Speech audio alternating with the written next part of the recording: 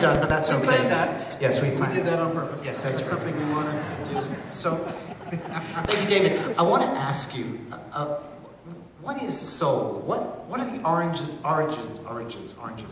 origins of soul? What does it mean? But first of all, before you get there, tell me what turned you on to soul music in the first place. So, Sid, we're dealing with the music of the 1960s by and large. And in the 60s, I was a teenager in Ottawa.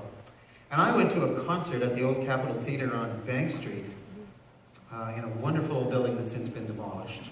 And I was going to see my friend Bruce Coburn, who was in a band called the Flying Circus at the time, and I saw the show, and it was a great show. What I didn't know was that they were just the opening act. So I thought I'd paid my money, and I'll stay around and I'll watch the main act. So the main act comes out, and on this stage becomes this big, beautiful African-American man in a purple suit. Now, in Ottawa, in 1963, you didn't wear a purple suit. And not only that, it was a shiny suit, and in Ottawa, in 1963, you didn't wear a shiny suit either. This man was raw and sensual, and he had a world much bigger than my own. This is Wilson Pickett of Alabama, who you will know for Land of a Thousand Dances, and who can name the other one? Midnight Hour. Thank you, Midnight Hour.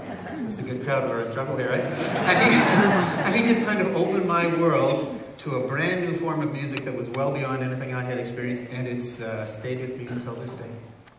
Good. Now, talk to me in a more serious note, like purple suits. I think you're wrong, actually. In 1963, there was another celebrity whose name was Pierre Trudeau, who tended to do that kind of stuff. You call him a celebrity? But he was at my brother's wedding when my brother married Jane Massey. Then he's a celebrity. But anyway, that's fine. We're drifting off the point there. So, soul. What is soul? Tell me what soul music is. So, I think it's generally agreed that soul music, as we describe it in the American model, is a combination of gospel and the blues.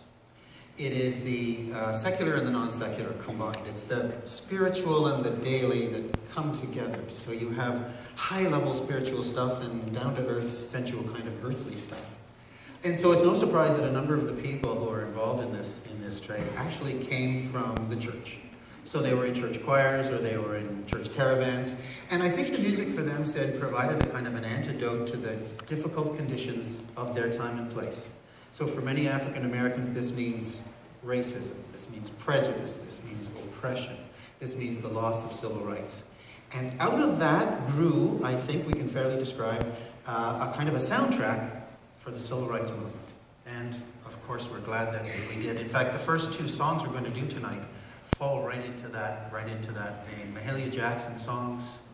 Mahalia was from New Orleans, I think best known for the fact that she was a singer at the 1963 March on Washington, when Dr. Martin Luther King gave his famous I Have a Dream speech. That's right. So we are going to delve into a couple of, before leaping over into the secular world, songs which, to my mind, perfectly illustrate that. Instead of printing a program with all your songs in it, we just did the photos, right? So we look at top row, number 3, there's Mahalia Jackson, and she was the inspiration for these next two songs. So thank you very much. Thank you.